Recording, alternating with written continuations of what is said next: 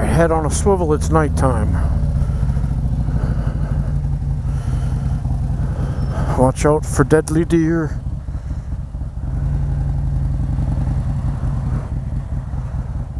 Watch out for cars are coming.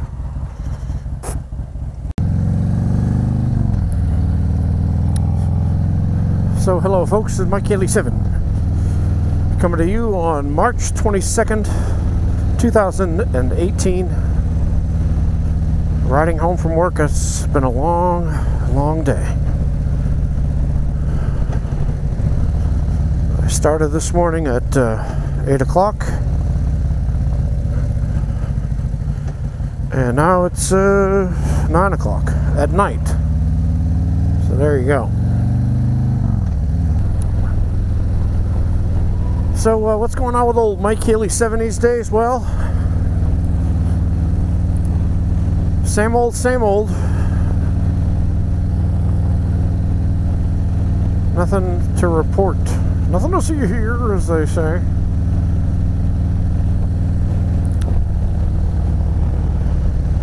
Today I'm going to talk about love for your job. Now, I got to be careful and say not really love for your job so much, but love for the thing that you do as your calling, I guess, if you have one. Like when I was working at the wheelchair van company, I didn't necessarily love what I did.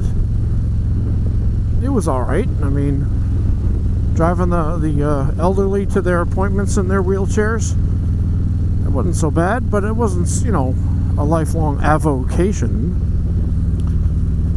Now, for me, my calling was teaching, as you know.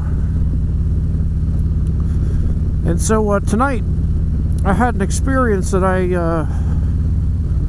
can't say that I've had. And that's because up until the past couple of years, I was always just the teaching side of things, never the administering.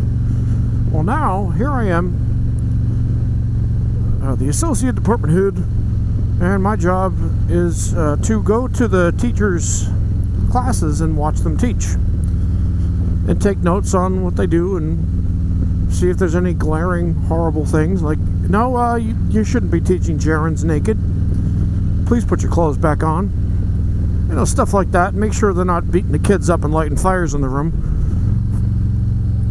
So, as I was as I was observing tonight, I had this odd experience because this particular class is the class that I used to teach a lot of.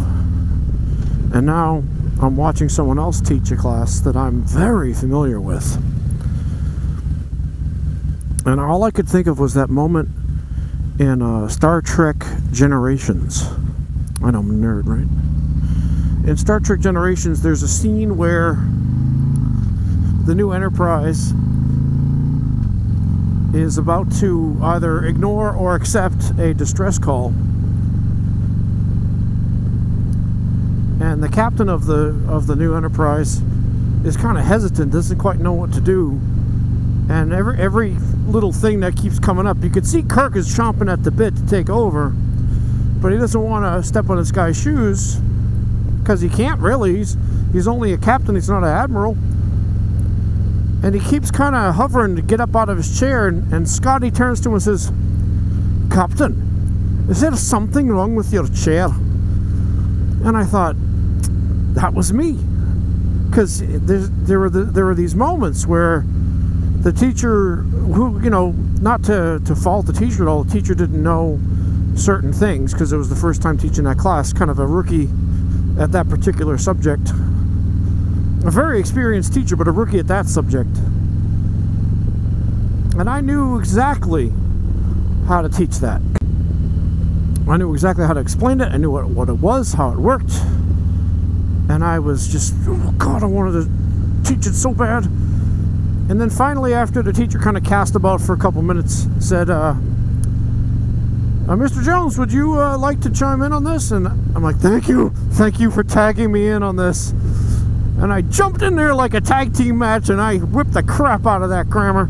Taught them something good. Ah, man, that felt nice. So I thanked that teacher for letting me in there for a second, just to wet my beak a little bit, you know. God, that was fun.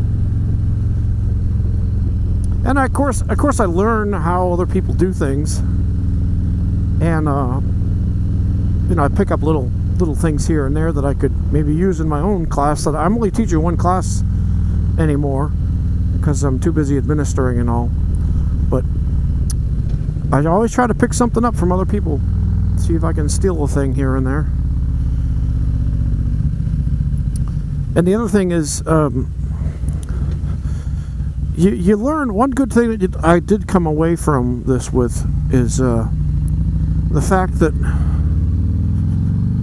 I'm not as aberrant as I think I am.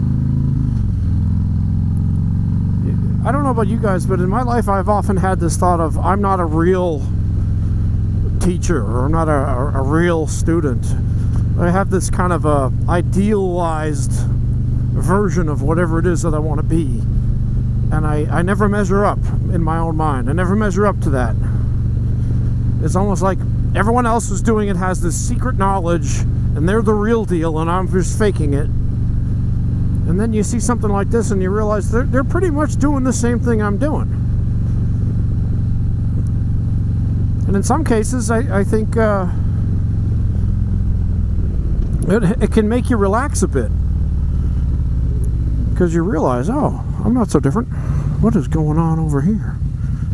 Oh, I see, he's burning leaves. For a second I'm like, what the hell, is the whole neighborhood on fire? Shit.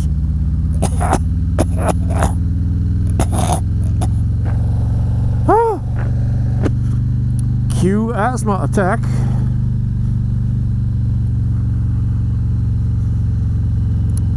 So that's what I learned tonight by watching other people do the same kind of job that I do, and observing them for the purposes of making sure that they're doing a good job. I learned some things, and I feel really good about what I do. I really love it. Oh, here's something you didn't know. I learned this tonight. I was surprised to figure this out. Did you know that Raleigh, North Carolina gets more annual rainfall than Seattle, Washington, or Portland, Oregon? Who knew? Anyway, it's my Kaylee 7. We'll talk to you later.